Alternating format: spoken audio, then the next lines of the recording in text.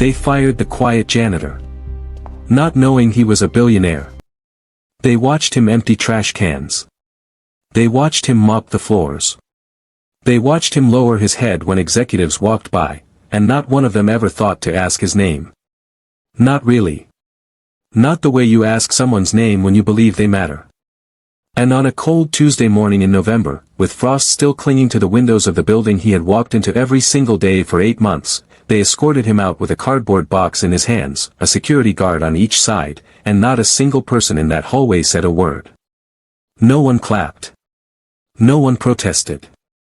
No one asked questions. But what every single person in that building failed to understand, what would haunt some of them for the rest of their careers, was that the quiet janitor they had just humiliated in front of his co-workers was the silent majority shareholder of the very company that fired him. And by sunset that same day, everything they thought they controlled would begin to crumble. Before we go any further, let us know in the comments where you're watching from. We'd love to hear from you. And if you're new here, click the subscribe button so you never miss any of our upcoming videos. Now, stay with me. Because this isn't just a story about money or power. This is a story about pride. About dignity. About the quiet, dangerous mistake of judging a person by the uniform they wear. And I promise you, by the time this story is over, you will never look at the people around you the same way again. Who was this man, really?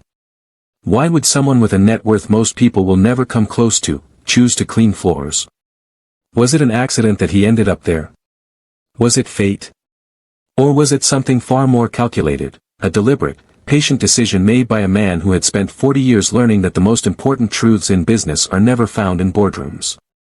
They're found in the hallways. In the break rooms. In the quiet moments when people believe no one of consequence is watching. Because sometimes, the most powerful person in the room is the one nobody notices. And this story is proof of that. His name, for the purpose of this story, is Raymond Cole. 64 years old. Medium build. Silver hair kept neatly trimmed. He wore the same gray uniform every day, the kind with the company logo stitched above the chest pocket, and he carried a mop handle the way a former soldier carries himself, with a quiet, settled posture that suggested he had nothing left to prove to anyone. Raymond arrived at the building before the sun came up. Most mornings, he was the first person through the door, nodding at the overnight security guard, picking up his cleaning cart from the supply closet, and beginning his rounds in silence. He left after dark. He never called in sick. He never complained. And to almost every single person in that building, he was invisible. But there were small things, if you paid attention. A leather watch on his left wrist, old, worn at the edges, clearly expensive, the kind of watch a man keeps for decades not because he can't afford a new one, but because it holds a memory he's not ready to let go of. The way certain long-tenured board members, the ones who have been with the company since before the current leadership took over, would slow their pace just slightly when they passed him in the corridor. Not stopping. Not speaking. Just acknowledging, in that subtle way that people do when they know something the rest of the room doesn't. And then there was his silence. Not the silence of someone afraid to speak. Not the silence of someone who has been beaten down so many times they've stopped trying. It was the silence of someone who is listening. Deeply. On purpose. The silence of a man measuring everything and everyone around him, storing it all somewhere behind those calm, patient eyes. To understand why Raymond Cole was mopping floors in a manufacturing plant in western Ohio, you have to understand where he came from. And I mean really understand it, not just the headline version, but the texture of it. Raymond grew up in a small town outside of Youngstown, Pennsylvania, in a house where the heat didn't always work in winter and where dinner was sometimes whatever his mother could put together from what was left at the end of the week. His father, a man named Daniel Cole, worked at a steel fabrication plant during the day, drove a delivery truck 3 evenings a week, and spent his Saturdays doing yard work for neighbors who paid him in cash. Raymond's mother, Patricia, cleaned offices for a commercial cleaning company. She left before her children woke up and came home smelling like industrial floor cleaner and the kind of tired that doesn't go away with sleep. Raymond never forgot the sound of his mother's feet on the kitchen floor when she came home late. The slow, deliberate way she moved. How she would stand at the sink for a long moment before doing anything else, just breathing. He was 12 years old the first time he fully understood what exhaustion looks like on a person who loves you. And he made himself a quiet promise that night, standing in the hallway in his socks, watching her through the half-open kitchen door, that one day, he would build something. He didn't know what. He didn't know how. But he would build something that meant his mother never had to stand at that sink like that again. He was not an overnight success. That matters.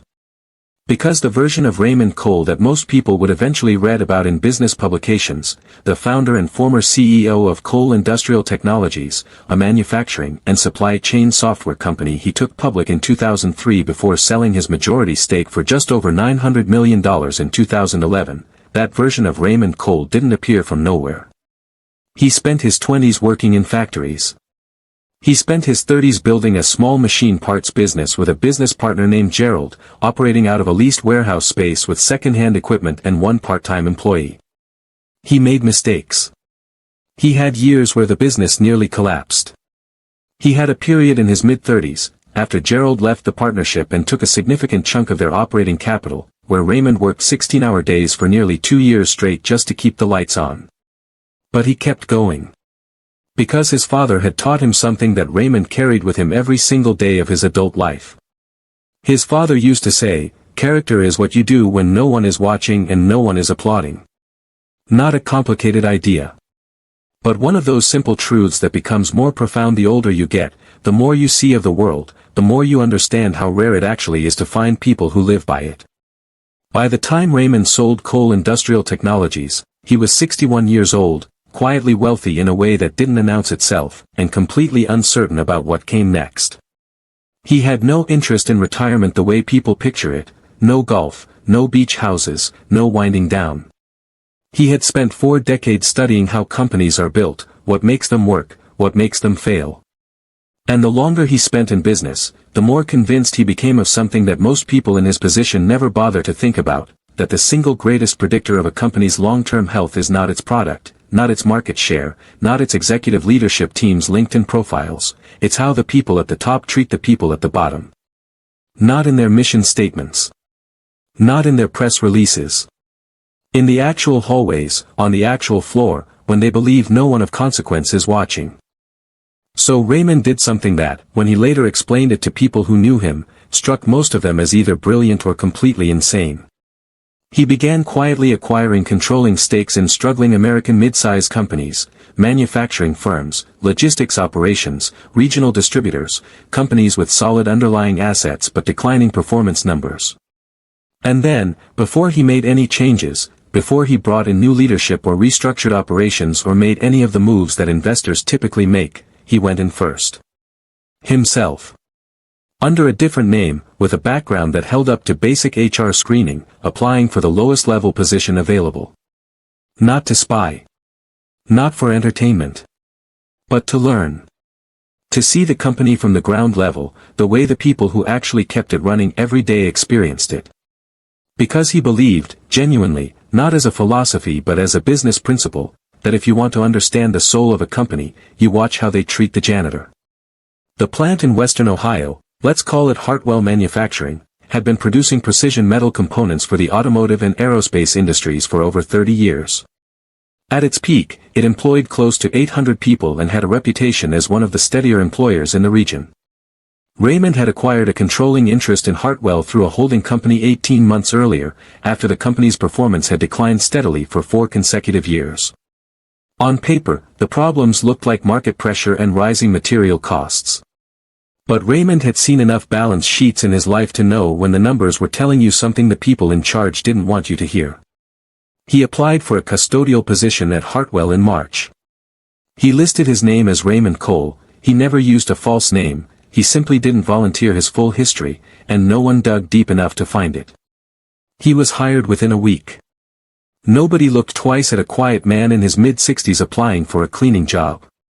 And that, Raymond would later say, told him something important right from the start. His first week at Hartwell, he kept his head down and learned the building. The layout, the rhythms, the unofficial social geography of the place, which departments had tension, which supervisors the floor workers trusted and which ones they dreaded seeing walk onto the floor. He paid attention to the small things. The way the vending machine on the second floor had been broken for what one worker told him was going on 6 months and nobody's fixed it. The safety sign near the loading dock that was peeling at one corner, the adhesive long gone, nobody bothering to replace it. The coffee maker in the break room that gurgled so loudly in the morning that the workers around it had developed a running joke about it, Old Bessie, they called it, and you could hear the genuine warmth in how they talked about something as small as a broken coffee maker, because it was theirs, it was familiar, it was the kind of thing that builds quiet community in a place where people spend a third of their lives. Raymond noticed all of it. And he filed it away. He also began to notice the leadership. And what he saw troubled him in ways he had not fully anticipated, even with his experience and even after what the financial reports had suggested. The COO of Hartwell, a man named Derek Paulson, brought in 14 months earlier from a larger regional firm, ran the operation with the particular brand of aggression that Raymond had seen destroy good companies before. Paulson was numbers-focused in the way that people sometimes are when they don't actually understand where the numbers come from. He talked about efficiency constantly, used the word optimization in meetings like a verbal tick, and had a habit, which Raymond observed multiple times in his first month, of dressing down supervisors in semi-public settings, not quite loudly enough to constitute a formal incident, but loudly enough that the people nearby could hear every word. There was a particular afternoon in Raymond's third week when Paulson walked through the production floor and stopped near a line supervisor named Marcus, a man who had been with Hartwell for 11 years, who knew the machines better than anyone in the building, and criticized the output rate from that line in front of 4 of Marcus's direct reports. Not a conversation. A performance. Marcus's jaw tightened. He said, "Yes, sir," and nodded. And when Paulson walked away, Marcus turned back to his team and Raymond watched the effort it took him to reassemble his composure. That image stayed with Raymond for a long time. Think about that for a moment. Think about Marcus. 11 years of showing up. 11 years of learning that floor, those machines, those processes. And in 30 seconds, in front of his own people, a man who had been with the company for 14 months reduced him to, "Yes, sir." How many of you have had a moment like that at work? Where someone above you in the structure said something that you couldn't respond to, not honestly, not safely, so you just nodded and held it together and turned back to your work and carried it home with you that night? Because I think more people understand that feeling than most workplaces want to admit. Raymond kept observing. And the more he saw, the more a picture formed, not of a company struggling because of market pressure, but of a company struggling because of culture. The expense reports that didn't quite add up the way they should. The quarterly projections that seemed to follow a pattern Raymond recognized, numbers managed carefully enough to protect executive bonuses while the underlying operational data pointed in a different direction. A senior account manager who had been passed over for a promotion she had clearly earned, replaced by someone with a personal connection to Paulson and half her experience. Small things that, individually, might be explained away. Together, they told a story. Raymond wasn't collecting evidence. Not yet. He was simply witnessing. And what he witnessed made him genuinely sad, not angry, not outraged, but sad in the specific way that comes from watching something that used to be good being slowly and carelessly damaged by the people entrusted to protect it. He thought about the workers on the floor, many of whom had been with Hartwell for 10, 15, 20 years. He thought about their families, their mortgages, their kids in local schools. He thought about what it would mean for this community, already fragile, already having absorbed the loss of 2 other regional employers in the past decade, if Hartwell failed. And he understood, with complete clarity, that what was happening at Hartwell was not inevitable. It was a choice. A series of choices made by people who believed that the people below them in the organizational chart were a line item to be managed rather than human beings to be led. The termination came on a Tuesday in November. Raymond had been at Hartwell for 8 months. He was in the East Wing corridor, outside the 4th floor administrative offices, emptying the paper recycling bin near the printer station, when the HR coordinator, a young woman named Stephanie who Raymond had always found genuinely kind and who looked deeply uncomfortable with what she was about to do, came and quietly asked him to come with her. He knew what it was before she said anything. He had seen the efficiency review framework Paulson had implemented 2 weeks earlier, had read the language in the internal memo that had been left in the recycling bin in the executive suite, and that he had, quite literally, fished out and read, a memo that used phrases like, bottom-tier performance contributors, and accelerating the separation of non-essential personnel. He set down the recycling bin. He straightened his uniform. And he followed Stephanie down the hall. The HR room was on the second floor. Small, windowless, the kind of fluorescent lighting that makes everyone look slightly unwell. Stephanie sat across from him with a folder in front of her, and Paulson stood to one side, arms crossed, the posture of a man who had rehearsed a version of authority he didn't quite possess. Stephanie explained that Raymond's position was being eliminated as part of a restructuring initiative, effective immediately. She read it from a prepared statement, and Raymond could tell she had not written it, and that reading it was costing her something. When she finished, there was a silence. Paulson filled it. You'll receive 2 weeks severance. We appreciate your service. The word service came out flat, perfunctory, the verbal equivalent of the cardboard box they would hand him downstairs. Raymond looked at Paulson for a long moment. Then he said, quietly, I hope you've measured the cost of this decision correctly. Paulson's expression flickered, not quite annoyance, not quite uncertainty, something in between. We have, he said. Raymond nodded once. All right.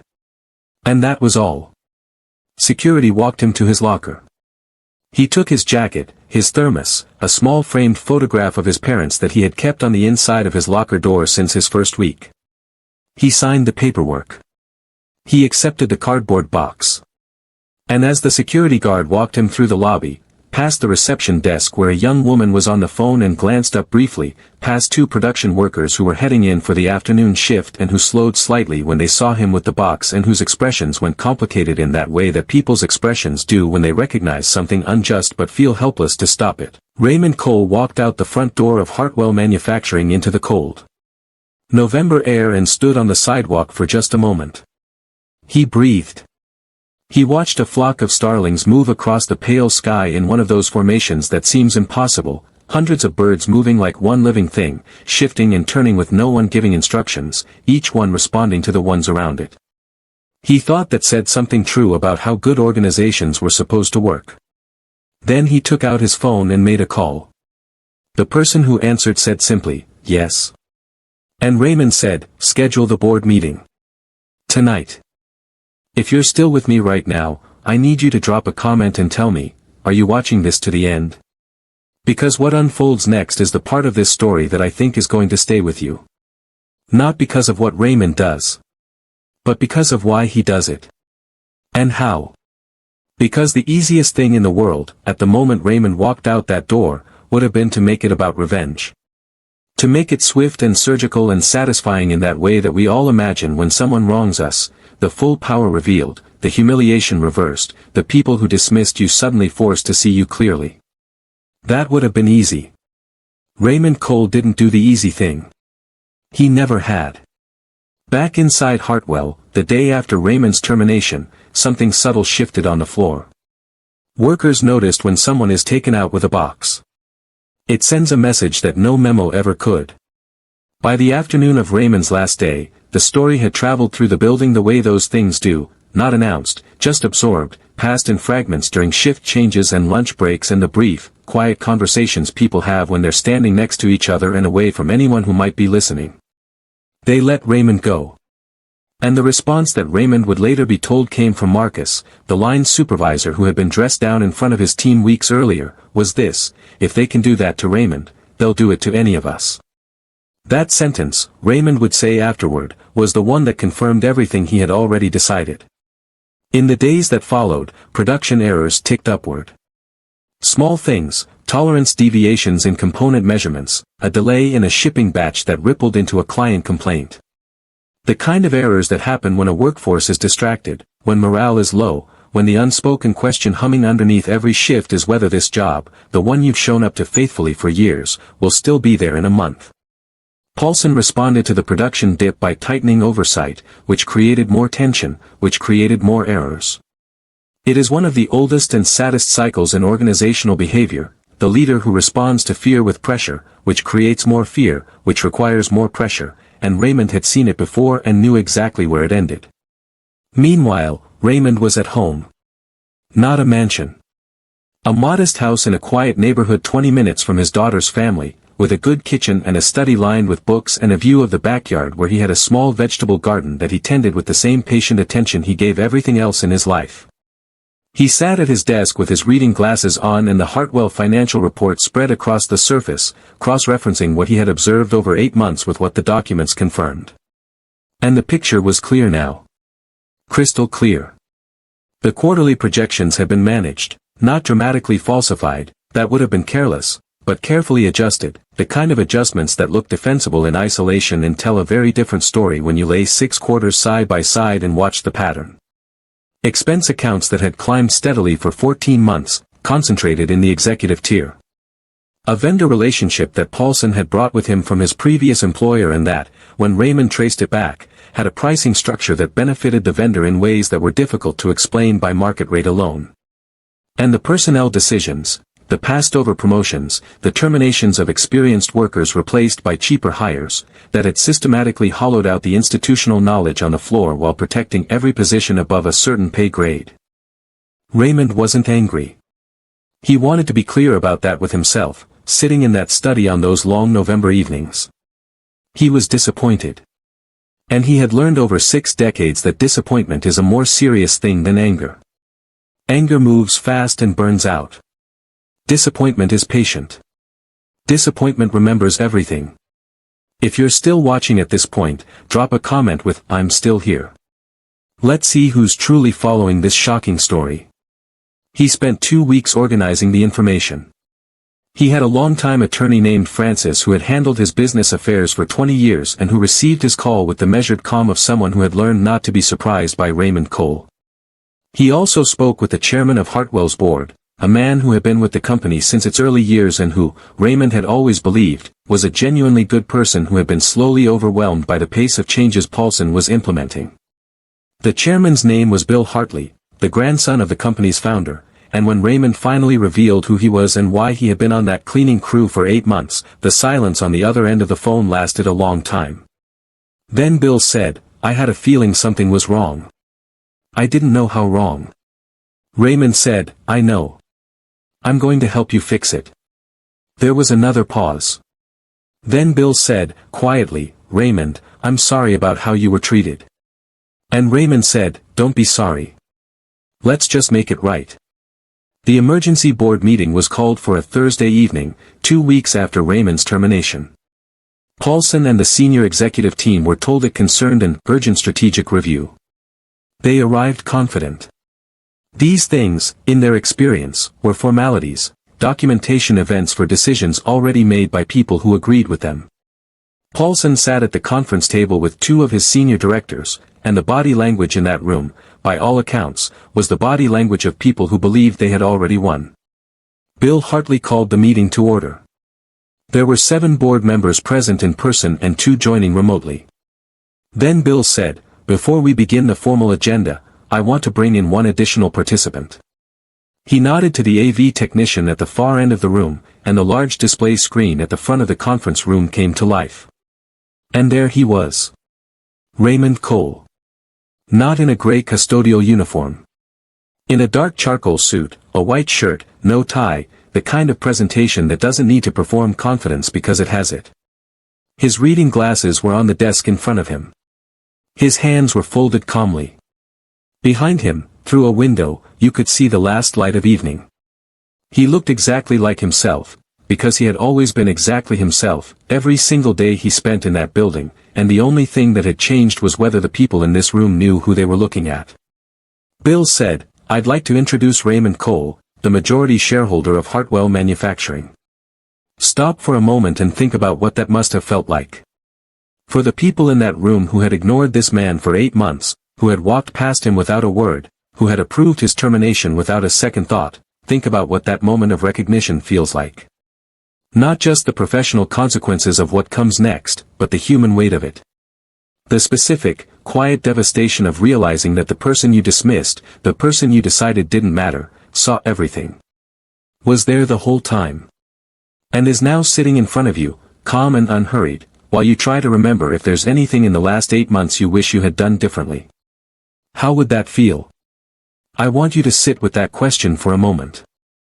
Paulson's face, by every account from people present in that room, went through several changes in rapid succession: confusion, recognition, something approaching calculation, and then a settling into a careful blankness that people sometimes adopt when they know they've been caught and are trying to buy time to figure out exactly how badly.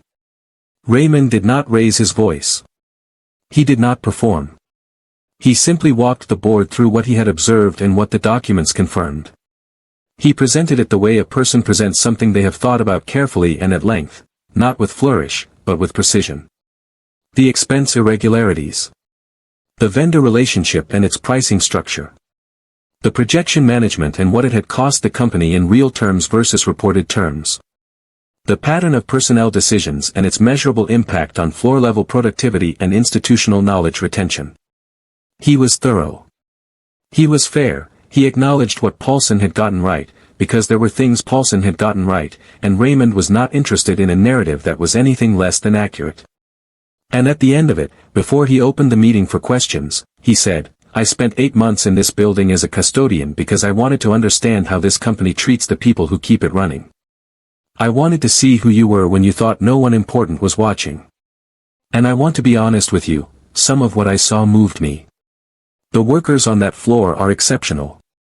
What they've sustained, despite everything, is remarkable. This company's problems are not a people problem.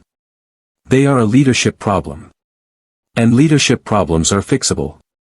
Paulson was removed from his position that evening. 2 of his senior directors resigned within the week. The vendor relationship was formally reviewed and restructured. The board retained an independent firm to conduct a full audit of the previous 14 months of financials. And then Raymond did the thing that, of everything he did in this story, is the thing I want you to remember most. He called Frances and had her prepare letters of reinstatement for every hourly worker who had been terminated in the previous 6 months in Paulson's efficiency drive. Every single one. With back pay for the gap period. He then directed the HR team to design a profit-sharing program for Hartwell's hourly workforce, one that tied a percentage of quarterly operating profit directly to the people on the production floor.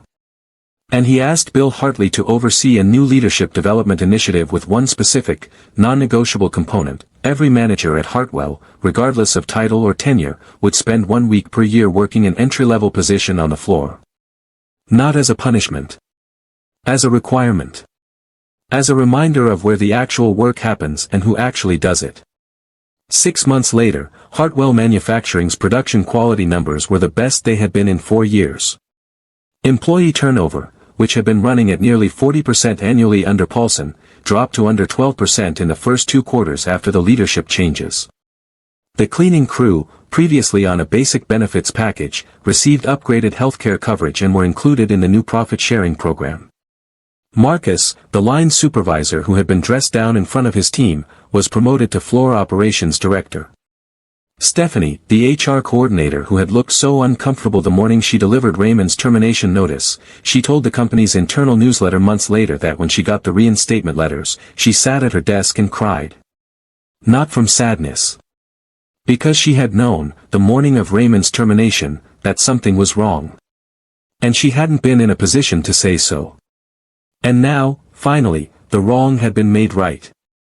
Raymond met with every department at Hartwell over the course of a month following the board meeting.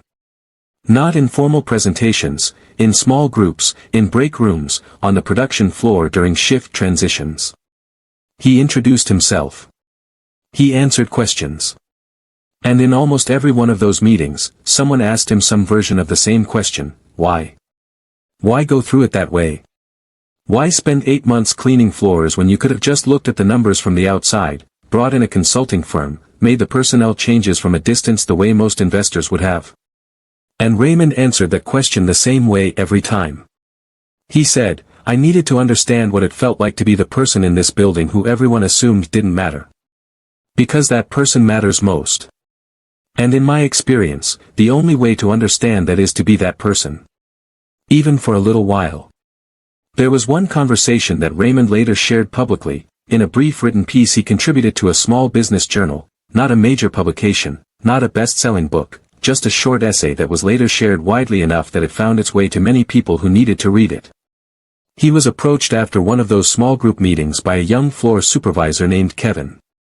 Kevin was 28, had been with Hartwell for 3 years, and was one of the people whose trajectory had been most directly affected by Paulson's tenure. He had been passed over for a promotion he had been on track for, replaced by someone with less experience and a personal connection to the COO. Kevin asked Raymond, "Why didn't you reveal who you were sooner? Why wait until they fired you?" And Raymond was quiet for a moment before he answered. Then he said, "Because I wanted to know who people were before they knew who I was.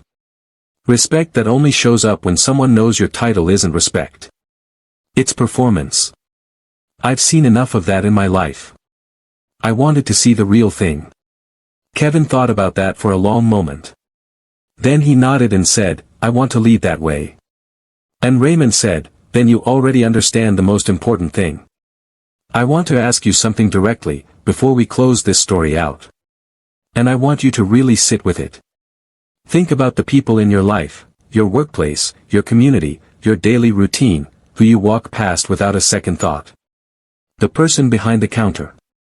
The one pushing the cart down the aisle. The maintenance worker in the building where you work. What do you actually know about them? What assumptions do you carry about who they are and what they're capable of and what they understand about the world? And here is the harder question: if someone you respected deeply, someone whose judgment you trusted, was watching you in those moments, watching how you treated those people, what would they see? Would they see the best version of you? Or would they see something you'd want to explain away? Because the lesson of Raymond Cole is not that billionaires are secretly hiding among us, the lesson is that every person around you is more than you know. Every single one. And how you treat people when you believe it doesn't matter, that is the most accurate measure of who you actually are. Raymond Cole, in this story, is a composite, drawn from documented cases of business owners and investors who have, in various forms and to various degrees, gone undercover in their own organizations to understand them from the inside. The principle he lived by is real. The damage that leadership culture can do to the people below it, that's real. The resilience of workers who show up faithfully in conditions that don't deserve their loyalty, that's real. And the possibility of correction, of a company genuinely choosing to do better, of leadership that measures itself by how it treats the person with the mop, that's real too. It doesn't happen often enough. But it happens. And every time it does, it starts with someone deciding that the truth is worth the effort of finding it, even if finding it means emptying trash cans before the sun comes up. Never underestimate the quiet person in the room. Sometimes they're not silent because they're small. Sometimes they're silent because they're measuring everything. And sometimes the most important thing you will ever do is treat someone with dignity in a moment when you believe it costs you nothing. Because it always costs you something. And it always means something, to them, even when you've already forgotten it. So tell me, what would you have done? If you were Raymond, would you have revealed yourself the moment you saw the problems? Or would you have waited, the way he did, letting the truth surface on its own time? And if you were one of the workers on that floor, what would it have meant to you, to find out that someone in power had chosen to stand alongside you, quietly, before they ever chose to act? Drop your thoughts in the comments. I read them. And I think this community, the people who watch these stories to the end, has some of the most thoughtful responses you'll find anywhere. If this story moved you, share it with one person who you think needs to hear it. And subscribe, because every week, we bring you stories like this one. Stories about people who live their values when it would have been easier not to. Stories that remind us that how high you rise has never been the real measure of a life. It's how you treat the ones around you on the way up. And whether you treat them any differently once you've arrived.